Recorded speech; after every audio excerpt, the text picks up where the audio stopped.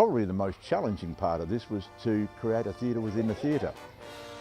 We've taken the National Theatre and completely rebuilt the facade of the proscenium. This is not part of the actual theatre.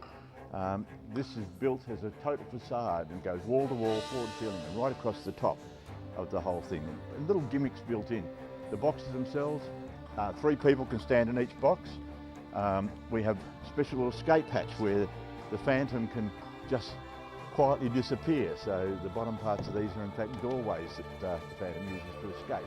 This is a reasonably simple piece, but it is motorised, it's radio controlled and can operate by somebody off stage, or has to operate by somebody off stage. But the trick to this one is that when it's operating during the show, it's got lots of things to navigate. It's in very dim lighting, it's in dry ice fog, and Craig, who's operating at the moment, has had a lot of practice with it and he's highly skilled, but even so, every single night he comes in early and practices and practices and practices these moves. So that's the boat. Hello, I'm Sandra Davies. I'm the Administrator of Clock Musical Theatre. I'm also the stage manager for this production of Phantom of the Opera, and I've been around Clock for some 30 years. For those people interested, especially all those lovely stage management students out there, this is our set of floor plans for the show. Grant Alley, our technical director, does all the floor plans on a CAD system, so every scene is marked out. And as you can see, every scene also has the crew who's responsible for each position in it. As well as that, once I finish my cue sheet, it's the way I do my cue sheet, I type it up and I actually put it on the corner here, so every cue from that scene into the next scene is written. And we rehearse at Clockworks, our warehouse, 2 weeks before we come into the theatre, both weekends. And basically I teach the crew the moves, and then the crew take it from there. They're a very accomplished team, and they mould it to suit their needs as well. But that is the basic Bible of the whole thing. This is one of the baby candelabra. They're been developed such that they push on from the wings, and we have a magical little push rod here which can roll up and enables the candle to be pulled on and off, and of course as it comes off we can roll up the handle. You'll also notice sitting through them is a wire. This wire plugs in out in the wings, it's into a trap here, and at that point they're then linked in through the whole lighting system, and they're under the control of the other computerised lighting.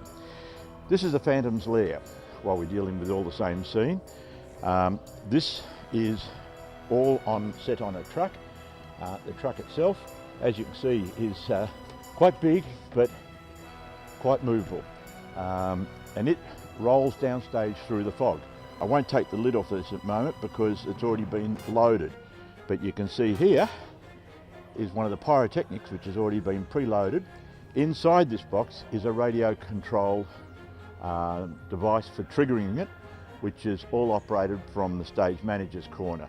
So there's pyrotechnics in the chandelier. There's in fact 2 different sets of pyrotechnics in chandelier. And one of our big cues just before interval is quite challenging because it starts with the pyrotechnics. This is the pyrotechnics box here, which fires off the pyrotechnics that we've got in the show for the chandelier, for the urns in the graveyard scene, and also in 2 other scenes. We've got pyrotechnics going off 9 times altogether.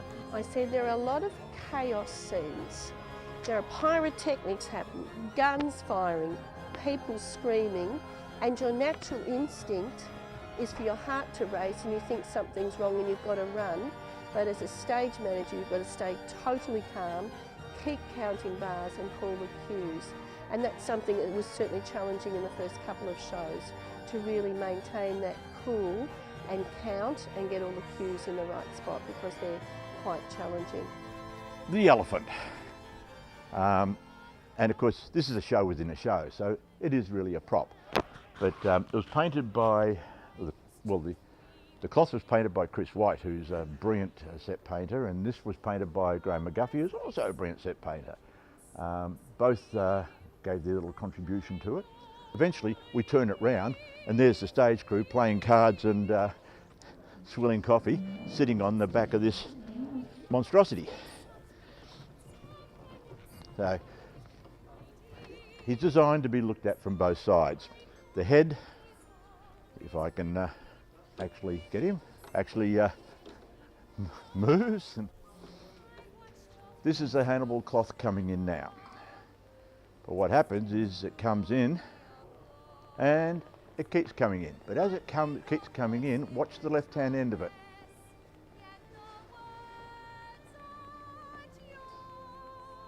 So the show starts with it looking like that, all crumpled. Here you go, we can see now how it rights itself, and up she goes. But of course it's only the tip of the iceberg. The real magic is seeing it all come together and all work. When you add the lighting, the voices, the scenery, and all the effects, and particularly the cast. This is a show you don't want to miss. It is the real magic of theatre, this show. So there's still opportunities to come and see it, particularly next Wednesday and Thursday. Don't miss it.